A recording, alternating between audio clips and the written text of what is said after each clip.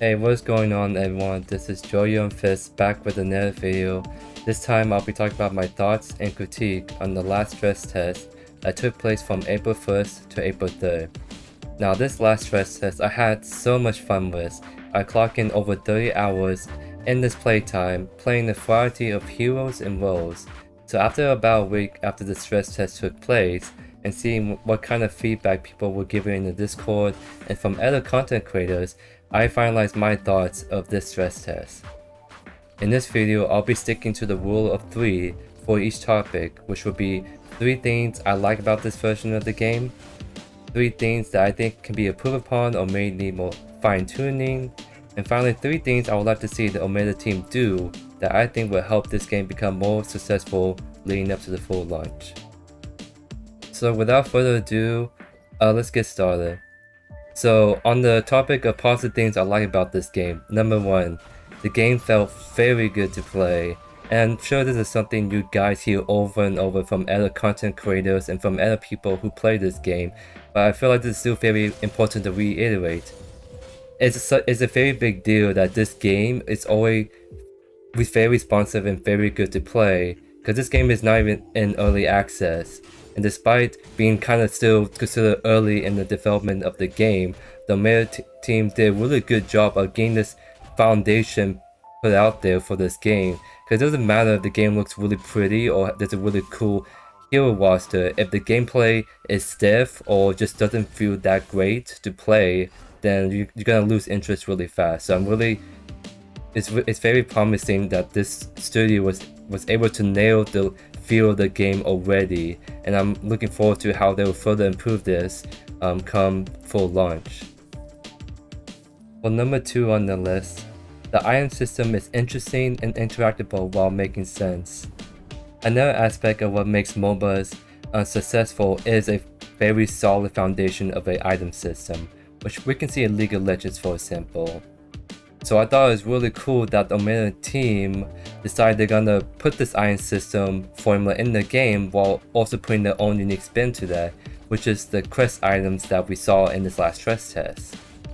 And quest items alone are just really cool. They are a unique feature in this game that I feel like helps to make it stand out, because everyone gets these quest items, and just by naturally playing the role, they're gonna like build this item eventually to a powerful active item.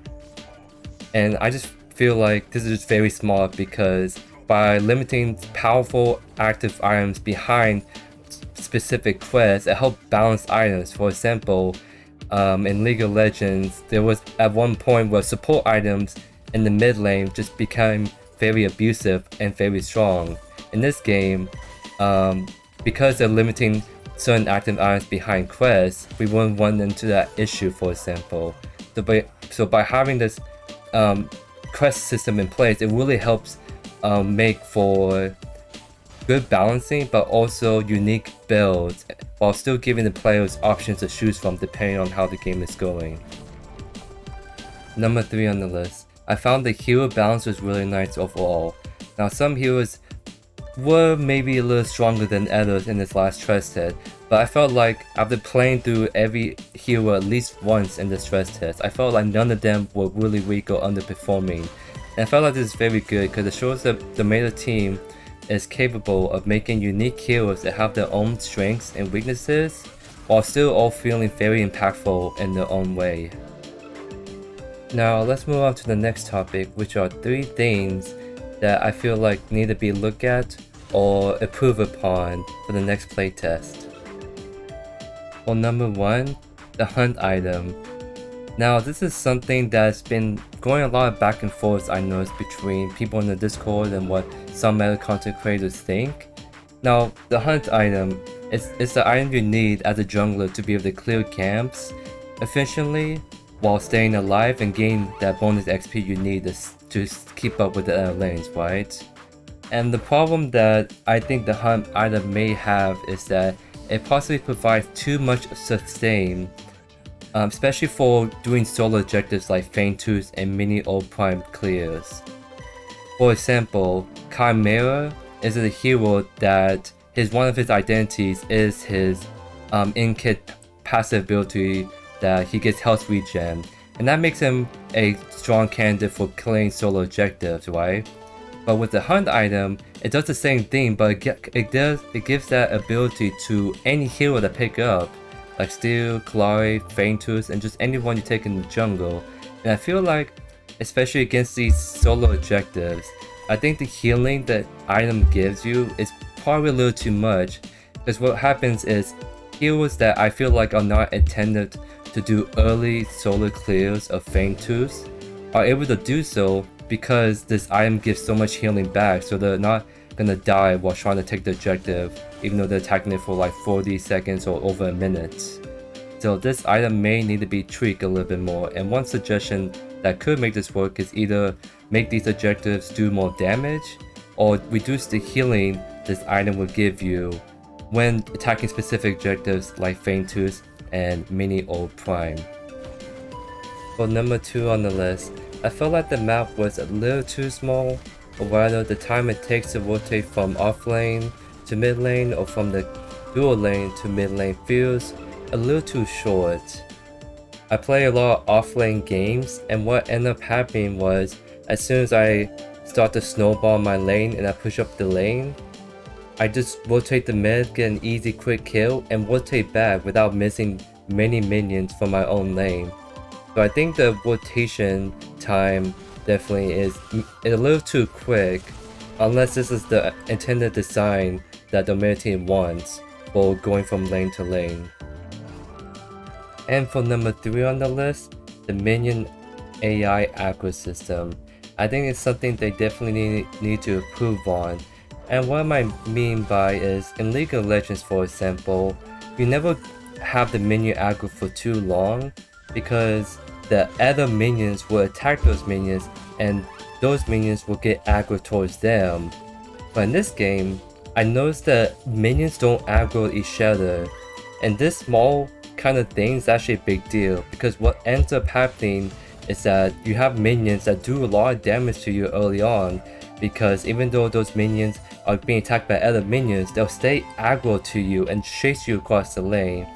And this interaction is something that can be definitely abused, especially in offlane where you can go Murdoch or any ranged heroes, attack the other laner, draw the minion aggro, and you just walk away. And what you do is you pull the entire wave towards your turret, because the other minions will be attacking the minions that aggro to you, and those minions will still stay aggro to you regardless of that. So I think this is an interaction that may be unattended, and it can definitely be something abusable once people figure out the trick to it. And finally, let's go on to my last topic of the video, which is 3 things that I would like to see from Omega Studios for how they're gonna approach this game in the long term. So for number 1 on the list, how would they make brand new hero kits? I think from all the current roster in the game, I think they've proven they can do a really good job at redesigning old hero kits and making them playable and impactful. However, what I'm really interested in now is how they're gonna add new heroes to this game. And this is obviously gonna tie into the longevity of the game, because if they can't make new heroes consistently that fits within the current roster of heroes we have, while still being balanced and fun to play, then that's something that the player base is gonna lose interest in the game over time. So I definitely want to see their own unique heroes, because it will also help them set apart from Aeropale Zombies, because other similar projects are all using the similar heroes they are, right? And I think the best way to sort of differentiate themselves from other projects is to add in brand new heroes that we have never seen before. For number 2 on the list, lore. So I'm curious how to see this team will make the lore of this game and tie it into in-game and marketing. And I know lore is not something that everyone really enjoys in games, but we saw in League of Legends that lore picks a big part of how they've marketed their games, future event themes, and so on forth. So having a good solid lore not only makes for really good marketing material, but also helps draw in more interest to the game, because there's just a variety heroes in this cast, and knowing where they come from, the story, and how they have their own relationships and connections with each other, I feel like will really help make this game a lot more interesting and not like, how do I say it, not static or kind of just why they're even here in the first place kind of vibes. And the last thing I want to talk about is number 3, marketing. Now, this is just a given. You definitely need to have good marketing to be able to promote the game and draw in more people. The reason why I want to point this out in particular is that in Paragon, when it shut down, there were a variety of reasons why it shut down, but I believe one of the primary reasons why it slowly died out was because the marketing was almost non-existent. There was just no good way the team brought in new players. It barely promoted the game at all. And I feel like this is something that the Motor team needs to keep in mind and try not to repeat that mistake, because what's really gonna make this game last a long time is bringing in new people, especially from other MOBAs like League of Legends, and that's something they need to accomplish through really good marketing and advertisement of the game. That is it for today's video. Thank you guys so much for watching. It really means a lot to me. If you have not already, please subscribe to the channel if you enjoyed this video and my other content on the channel. It will really help my channel continue to grow and help my videos pop up more for other viewers. So thank you again for the support, and I'll see you guys next time. Peace.